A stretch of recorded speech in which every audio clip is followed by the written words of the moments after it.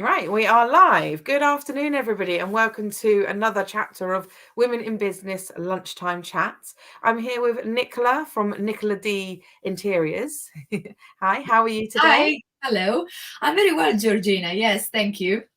Good, good. And you're going to talk to us today about how people can prepare their homes or stage their homes if they're thinking of selling, and how best to prepare that, and what sort of tips you can offer people.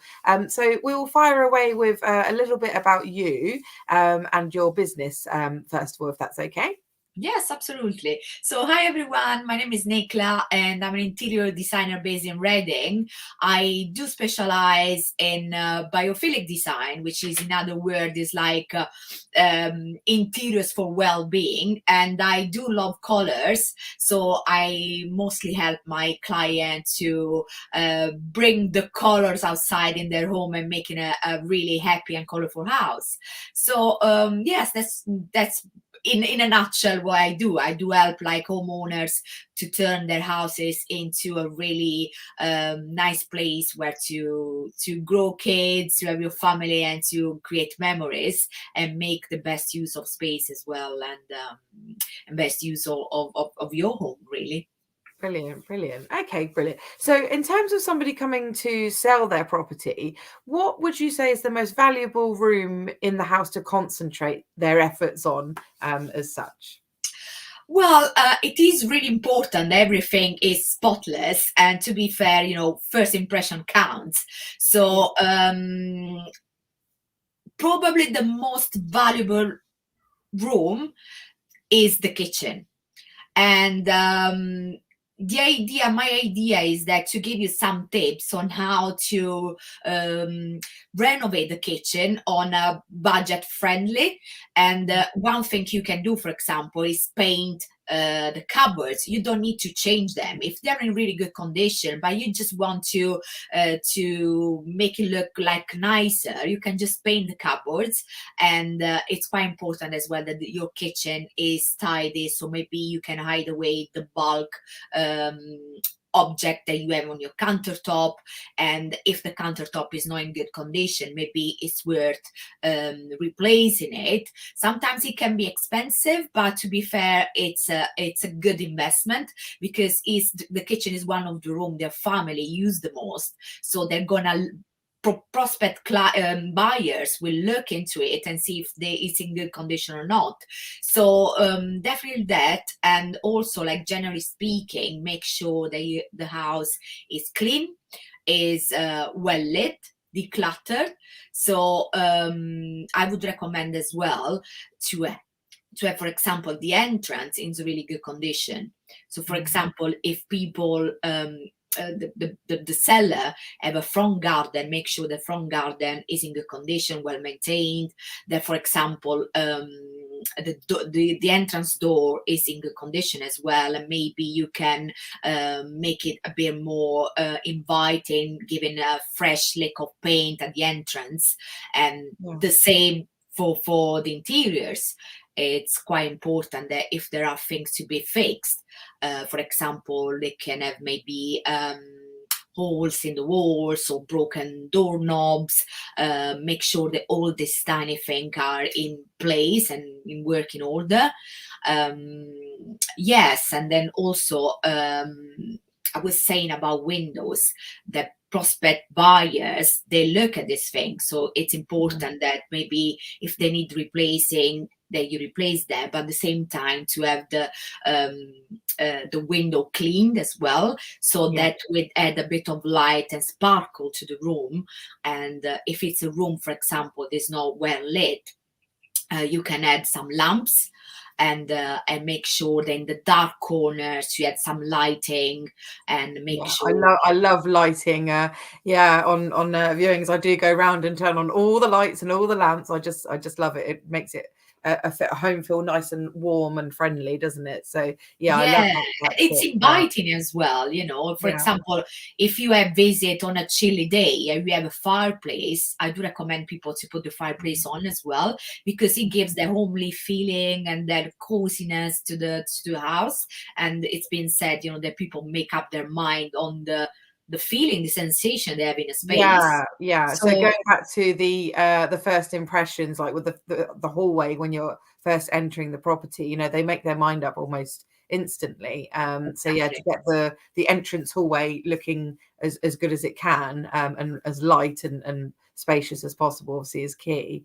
So we've got a comment from Andy. Hi, Andy from Mead New Homes. I hope you're well. Hi, Andy. So he's asking about colours, and should he redecorate his house. So what colours are in at the moment, and what would you say in terms of wall colourings for painting? I'm an advocate for colors in the house, including the walls. Probably for the purpose of selling a property, it's said that maybe neutral colors are advisable, just for the idea that some people may like bold colors, other people won't. And maybe if it's in a neutral color, people would feel like they can live in it without having to repaint straight away.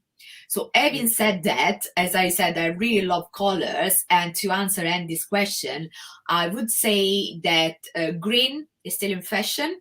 Any shade of green, from light to dark.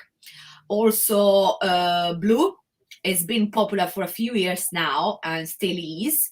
What, like the dark blue, do you mean? Like the sort of navy blue? The navy blue, but also the Dulux color of the year is being clear sky, for example. So it's a really light blue that similar to what I did in mine. So okay. So that's quite fashionable. I think that grey, it's a bit dated as a color at the moment. It's been a time where grey was a new neutral and everyone was painting their house grey, but not anymore. So I would recommend maybe not to go towards that. Okay, that's a good insight. Because there was at one point where literally everybody, all the kitchens, everybody did them grey and everything.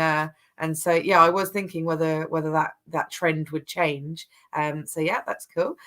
So Andy, another Andy, Andy is an avocado partner. He is asking, is it better to go with the bolder colours or stick to plain colours? So you've kind of answered that question. What about having like a feature wall? Would that be something that you would recommend if it ties in with like the curtains and everything? Because that's sort of what you would do if somebody was staying in the property. But to sell, obviously, it's really important to get everything right, so that it all ties in together.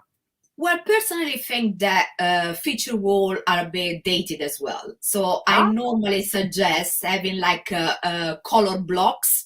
So if you wanted to add like an interesting feature, rather than having one wall painted in one main color, to create some geometry on the walls with different paint colors, which is quite modern and quite attractive as well.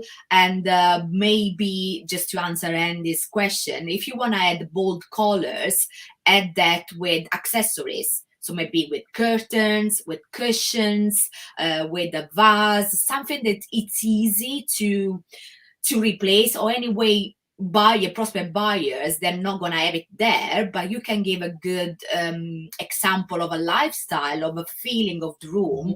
And normally pops of color are quite cheerful as well. So, and also you can move it with you to your next house, so you're not actually sort of wasting money. It's sort of something that's removable. What is quite funny is that Andy has messaged saying, "I've just painted a feature wall grey." So he's you should have contacted me, Andy, before doing that.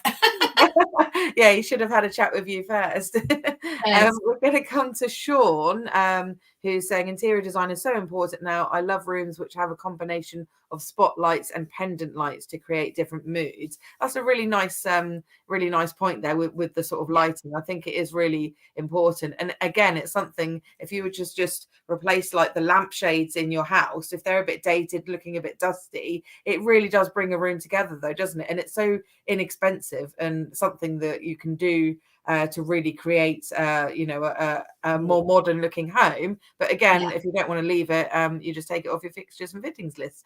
Yes, exactly. And and creating like a mood light as well. It creates the mood in the house, and you give an idea to the prospect buyers, how the room is gonna feel like with the right lighting. So yes, I do agree. That's quite important, definitely. Yes. Okay, brilliant. We've got another lady here who's asking what sort of decorations are good to have on display. Well, I think that if you're thinking of buying, doesn't have to be necessarily like a hotel room, like all perfect and impersonal. You can leave there some family picture, some art, or maybe at the moment it's really fashionable and trendy. And being a biophilic designer, I love plants, for example. So have plants in it, have maybe a bunch of flowers that makes like the room cheerful. In the kitchen, you can display a bowl of fruit, for example. I would say this sort of accessories, and again, going to soft furnishing, maybe nice cushions and maybe a throw on a sofa, a nice rug, for example. Above all, if you need to hide like a worn carpet, maybe that could help. And I would say just like it's a simple and inexpensive thing, you can put plants and flowers in it, and it gives a really welcoming and cozy atmosphere to the house. Yes. Yeah, you can get certain plants that are like specific for certain things, like ones that help like give you more oxygen into the room. I should really look into it because I don't know enough about it, but certainly I'm noticing that you've got plants behind you actually. Oh so. yeah, I've got that. I've got massive monster on the other side. You can't see it. Yes, I do love plants, and I always recommend my clients to have them in the house, because as you were saying, some plants are good to purify the air. And for example, going back to what you were saying, some good plants for that purpose is the lily, for example. Also like another one can be what's that called? I missed the name now. Oh God. But definitely, I mean, it depends on the room where the plant is going, and also the dimension of the plant. Like for example, at the moment I'm really into big plants, as you can see, and they make a statement as well in a room. So having a nice tall plant in a living room, for example, if you have like a French door, for example, by the sofa, it really adds that touch. And again, it's not expensive. You can take it with you if you're moving, but at least it makes the room more nicer, simply nicer, really. Yeah, brilliant. Yeah, that's a really good tip there. Thank you, because plants are something that I don't know too much about. We've got Sean again who's saying, with home working on the rise, I think people are struggling to incorporate a desk into living rooms or dining rooms or open spaces without making them look too random. What tips would you give to make them look like they are intended? Oh, that's a really good question. Oh, that's a really good I like that question, Sean.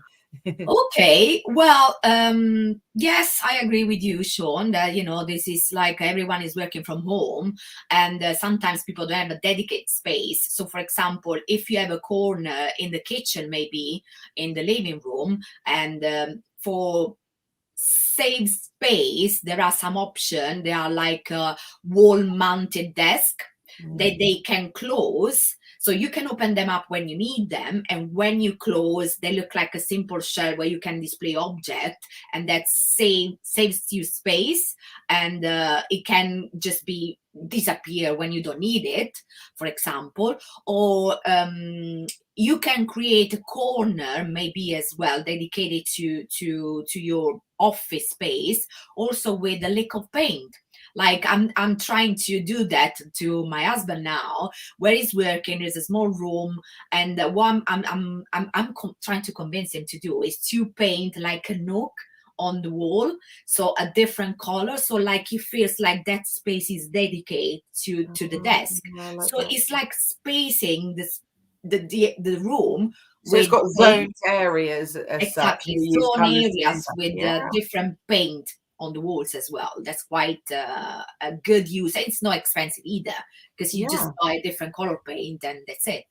Yeah, okay, that's an amazing tip. So I don't know if you've got any more tips, or how can we contact you if we can ask, but thank you so much for today and your time. You've You're answered welcome. everything so well, and given people lots of ideas, I hope. So yeah, are there any other further tips when it comes to actually selling?